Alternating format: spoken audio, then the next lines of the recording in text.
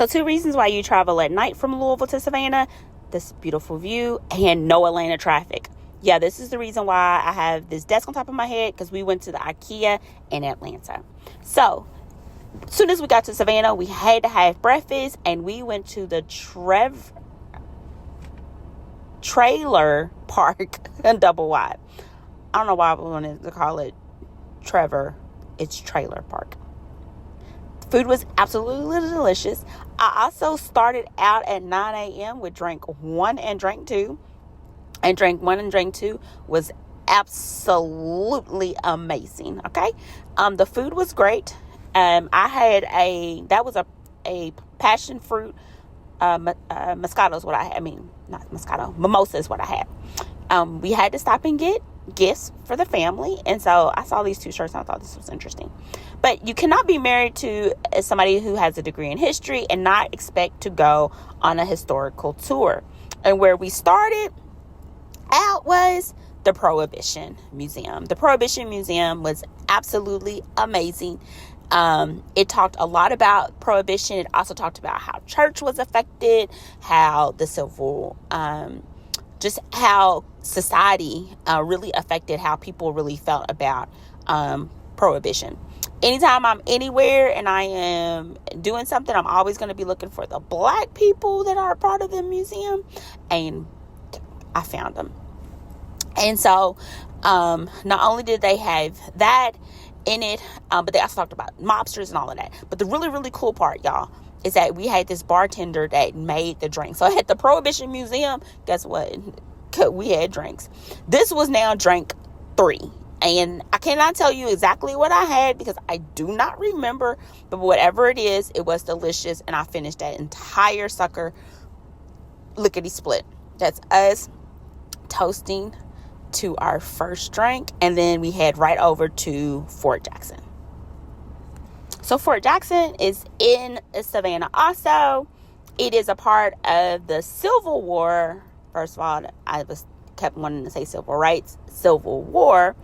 And we actually ended up on this tour with about 260 high schoolers. Not really sure how that happened, but the cool part is that because we were on the tour with these kids, we actually got to see a part of the tour that they normally do not do.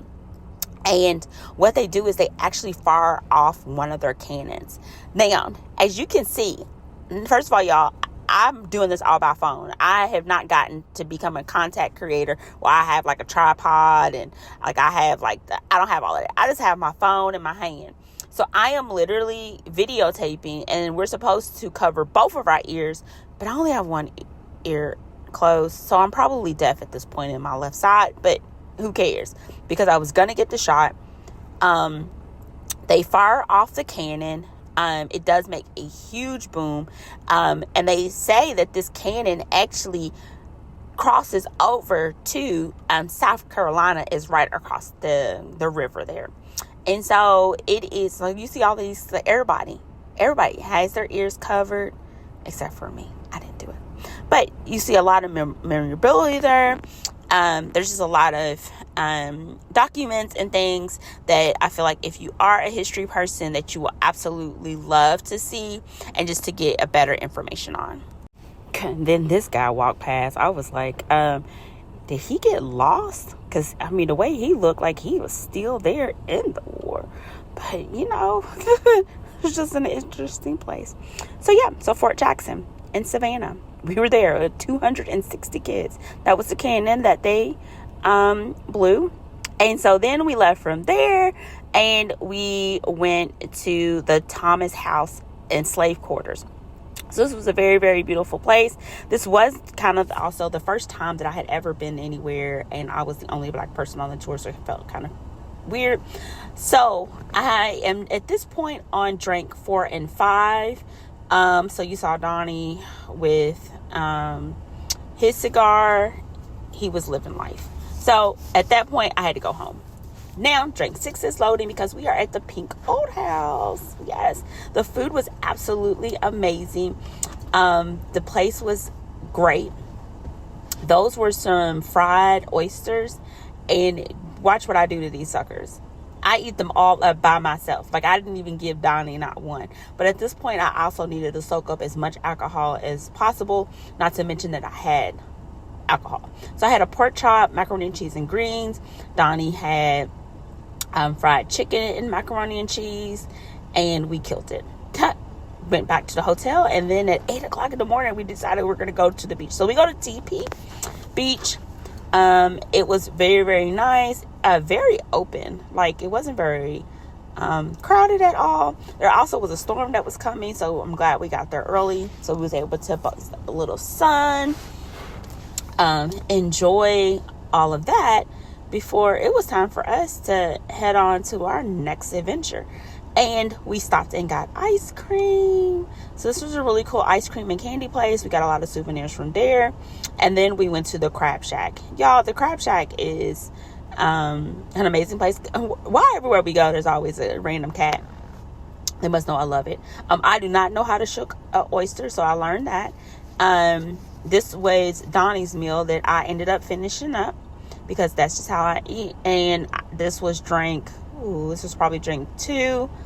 Actually had 2 drinks and another drink. So at this point, I was drinked out. I also figured at this particular moment that, yeah, it was too much. We found a gun store. How did we do that? That's crazy. And then our last thing that we did before we left was go on a host tour. Now, I need y'all to look at this. So y'all see this? Spooky. So this is the same spot, turn the other way, but look back. Yeah. And this is both me and Donnie's phones. So, yeah, Spooky Honey Tour. Us together. Look at it again, y'all. And then we stopped and had pizza. I felt like the pizza was amazing. Donnie was like, it was all right. I absolutely love the pizza. And then anytime we see a Church's Chicken, we had to go get it. And then somebody, I remember saying, hey, you real fat if you eat the little wing tip things. I tear those suckers up every single time. I eat every single morsel of the chicken. I leave no meat and nothing behind.